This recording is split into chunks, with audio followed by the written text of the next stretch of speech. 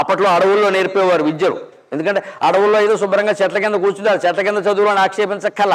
చెట్ల కింద ఎందుకు నేర్పేవారు అంటే సూర్యరశ్మి నేరుగా విద్యార్థి శిరస్సు మీద పడాలి. ఆ పడ్డం కూడా ఎలా పడాలి? ఎండలో మాడిపోయేలా పడకూడదు, ఆకుల సందుల్లోంచి కొమ్మల సందుల్లోంచి పడాలి. అందుకే గుండు గీసేవారు, పిలకబెట్టేవారు. ఊరికే పెట్టలేదండి అక్కడ పూర్వకాలం విద్యార్థులకి.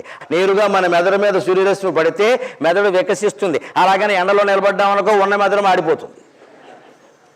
అందుకని చెట్ల కిందే చదువులు చెప్పేవారు. అందుకే వానాకాలం చదువు అంటారు పెద్దవాళ్ళని గమనించారు. వానాకాలం సెలవు ఇచ్చేవారు, ఎందుకంటే చెట్ల మీద వాన కురుస్తుంది. చదువు చెప్పడం పెద్ద తాటాకు పుస్తకాలు తడిచిపోతాయి.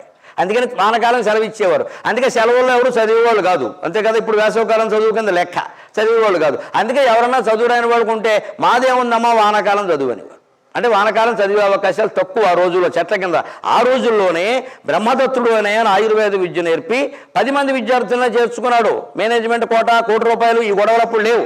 10 మంది అంటే 10 మంది, ఆయన 10 మందికే చెప్పగలడు. ఆయన వాళ్ళ ఆవిడ 10 మందికే వండి పెట్టగలదు. ఇక్కడ ఇంకే కుదరదు. ఇక్కడ అడ్మిషన్లు ఇచ్చేస్తే ఫీజు రీఇంబర్స్మెంట్లు అవి లేవు. అక్కడ ఆ రాజులు ఆ ప్రభుత్వాలు కల్పించుకోరా.